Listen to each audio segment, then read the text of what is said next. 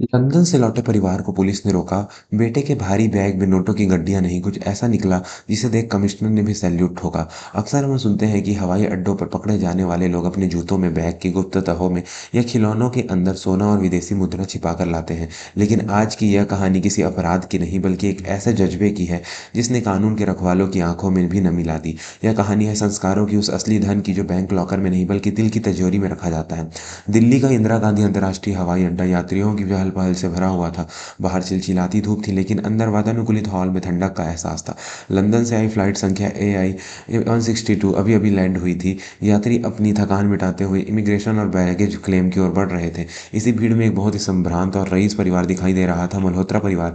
राजीव मल्होत्रा, जो लंदन में एक बड़े टेक्सटाइल व्यवसायी थे, अपनी पत्नी सिमरन और बाहर 12 साल के बेटे कबीर के साथ भारत अपने वतन लौट रहे थे। राजीव के चलते चलने के अंदाज से ही उनका रुतबा झलक रहा था। महंगे ब्रांडेड कपड़े, हाथ में लाखों की घड़ी और आंखों पर काला चश्मा। उनके पीछे उनकी पत्नी सिमरन, जो फोन पर किसी रिश्तेदार से ऊंची आवाज में बात कर रही थी। ड्राइवर बाहर खड़ा है या नहीं, लेकिन इन सबके बीच 12 साल का कबीर सबसे अलग लग रहा था। उसने अपने कंधों पर एक पुराना घिसा पिटा बैग टांग रखा था। उसके पीछे छोटे से शरीर के हिसाब से काफी भारी लग रहा था। उसके पास अपनी खुद की ट्रॉली थी, फिर भी वो उससे बैग अपनी पीठ से नहीं उतारा था। उसके चेहरे पर एक अजीब सी घबराहट थी और बार बार अपने बैग की पट्टियों को कसकर पकड़ लेता था, जैसे उसे डर हो कि कोई उससे वो बैग छीन न ले। ग्रीन चैनल की ओर बढ़ते हुए राजीव ने कबीर को डांटा, अरे कबीर, यह क्या पुराना सा बैग लाद रखा है? मैंने कहा था ना इसे फेंक देना, और तुम इसे ट्रॉली पर क्यों नहीं रखते? खामखा पसीना बहा रहे हो। कबीर ने धीरे से जवाब दिया, नहीं पापा, मैं इसे खुद उठाऊंगा, यह कीमती है। राजू ने झुंझलाते हुए कहा, कीमती? इसमें तुम्हारे पुराने वीडियो गेम्स के अलावा है ही क्या? चलो जल्दी करो। जैसे ही परिवार ग्रीन चैनल पार करने लगा, वहां तैनात security senior custom officer Vikram Singh की नजर कबीर पर पड़ी। विक्रम सिंह एक सख्त अधिकारी थे, जिनका तजुर्बा उन्हें बता देता था कि किस यात्री के हाव भाव संदिग्ध हैं। कबीर का झुका हुआ कंधा और उसका बार बार पुलिस वालों की कनखियों से देखना विक्रम को खटका गया। विक्रम ने तुरंत वॉकी टॉकी पर अपने साथियों को इशारा किया और मल्होत्रा परिवार के सामने आकर खड़े हो गए। कृपया रुकिए सर, हमें आपके सामान की जांच करनी है, विक्रम ने सख्त लहजे में कहा। राजीव मल्होत्रा के चेहरे पर सिकन आ गई। उन्होंने अपना चश्मा थोड़ा नीचे किया और रौब झाड़ते हुए बोला, अधिकारी महोदय, शायद आप जानते नहीं मैं कौन हूँ। हम बिजनेस क्लास के यात्री हैं, कोई तस्कर नहीं। हमारा समय बर्बाद मत कीजिए। विक्रम ने शांति से जवाब दिया, सर कानून सबके लिए बराबर है। हम बच्चे के उस पीठ वाले बैग पर शक है, कृपया इसे स्कैनर मशीन में डालिए। राजीव को गुस्सा आने लगा, लेकिन कबीर का चेहरा पीला पड़ चुका था। कबीर ने कसकर अपने बैग को पकड़ लिया और पीछे हटने लगे। नहीं, मैं ये बैग नहीं दूंगा, प्लीज अंकल, इसे मत खोलिए। कबीर की आवाज में एक अजीब सा डर था। यह देखकर पुलिस के शक यकीन में बदल गया। आमतौर पर बच्चे पुलिस को देखकर डरते नहीं है, जब तक कि उन्होंने कुछ छुपाया ना हो। विक्रम सिंह ने कबीर के पास जाकर नरमी से लेकिन दृढ़ता से कहा, बेटा, अगर इसमें कुछ नहीं गलत नहीं है तो डरने की क्या बात, बस एक बार मशीन से निकाल लो। मजबूरी में कांपते हाथों से कबीर को भारी बैग स्कैनर बेल्ट पर रखा। दर्शकों, कहानी में एक ऐसा मोड़ आने वाला है जो आपकी रूह को झकझोर देगा। क्या एक 12 साल का वाकई बच्चा वाकई कोई मुजरिम हो सकता है? जानने के लिए चैनल को अभी सब्सक्राइब करें और बेल आइकन दबाएं, ताकि ऐसी बेहतरीन कहानियां आप तक सबसे पहले पहुंचे। जैसे ही बैग स्कैनर के अंदर जैसे ही बैग स्कैनर के अंदर गया, स्क्रीन पर जो छवि उभरी उसे देखकर वहां मौजूद सभी अधिकारी सतर्क हो गए। बैग के अंदर आयताकार आकार में दर्जनों पैकेट थे, जो एक दूसरे के ऊपर सलीके से रखे हुए थे। उनकी घनत्व डेंसिटी सी बिल्कुल वैसी ही दिख रही थी जैसे सोने के बिस्कुट या नोटों की गड्डी की होती है। विक्रम सिंह ने स्क्रीन की ओर इशारा करते हुए अपने साथी का, सर, या तो सॉलिड गोल्ड या फिर विदेशी मुद्रा के बंडल लग रहे हैं। बैग को तुरंत अलग ले जाओ और खोलो। अब तक राजीव और सिमरन भी घबरा गए। राजीव ने कबीर की ओर देखा और गुस्से में चिल्लाया, कबीर, तुमने इसमें क्या रखा है? क्या तुमने घर से मेरे सोने के सिक्के चुराए हैं? सच बताओ। कबीर की आंखों में आंसू थे। वह बस सिर हिलाकर मना कर रहा था, लेकिन उसके मुंह से आवाज नहीं निकल रही थी। कस्टम क्षेत्र में अब सन्नाटा छा गया। अन्य यात्री भी रुककर देखने लगे। पुलिस ने बैग के एक टेबल पर रखा। विक्रम सिंह ने अपने बेल्ट से कटर निकाला और बैग की चेन काटी, क्योंकि वह एक छोटे से ताले से बंद थी। सिर्फ उसकी चाबी कबीर देने को तैयार नहीं था। सबकी धड़कनें तेज थी। राजीव मल्होत्रा को अपनी इज्जत मिट्टी में मिलती दिखाई दे रही थी। उन्हें लगा कि उनके बेटे ने अनजाने में कोई बड़ा अपराध कर दिया। विक्रम ने बैग खोला। अंदर खाकी रंग के मोटे कागज से लिपटे हुए कई भारी बंडल थे।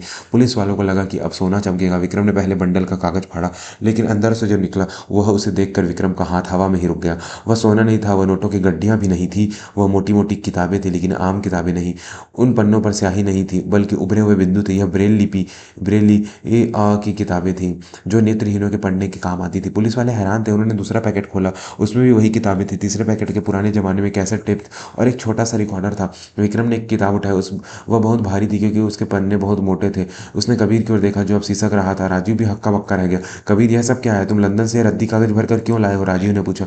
विक्रम सिंह ने कबीर के पास जाकर घुटनों के बल बैठकर पूछा। बेटा डरो मत, सच बताओ ये सब क्या है? तुम इतनी भारी किताबें क्यों ला रहे हो? कबीर ने अपनी आंसू भरी आंखें उठाई और जो जवाब दिया उसने वहां खड़े हर इंसान का दिल पिघला दिया। कबीर ने कहा, अंकल यह मेरे दोस्त राजू के लिए है। वह हमारे पुश्तैनी गांव में रहता है, वह देख नहीं सकता, उसके पिताजी माली का काम करते हैं। राजू पढ़ना चाहता था लेकिन गांव के स्कूल में अंधे बच्चों के लिए किताबें नहीं है। कबीर ने एक सांस ली और बोला, आगे मैंने पापा से कहा था कि राजू की मदद कर दे, लेकिन पापा ने कहा कि फालतू कामों के लिए उनके पास पैसे नहीं है। लंदन में मुझे पता चला कि वहाँ नेत्रहीनों के लिए खास किताबें मिलती हैं।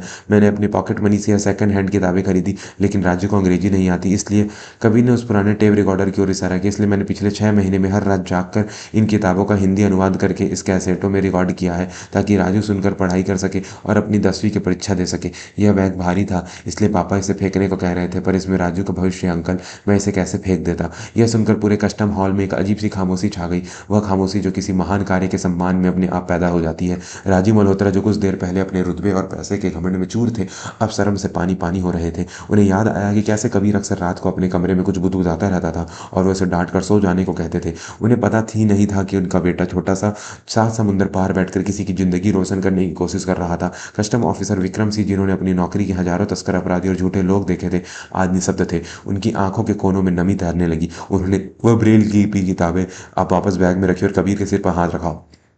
बेटा, विक्रम की आवाज़ भर आ गई थी, तुम आज लंदन से जो लाए हो उसका वजन सोने से भी ज़्यादा है। तुमने आज हम सबको सिखा दिया कि असली अमीर वो नहीं जो अपनी तिजोरी भरता है, बल्कि वो है जो दूसरों के अंधेरे जीवन में रोशनी भरता है।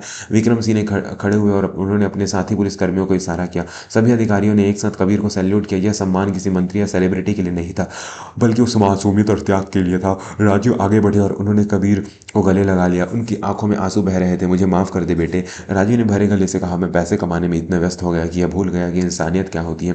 राजू की पढ़ाई का, उसके इलाज का सारा खर्चा मैं उठाऊंगा और हम गांव जरूर जाएंगे तेरे दोस्त से मिलने।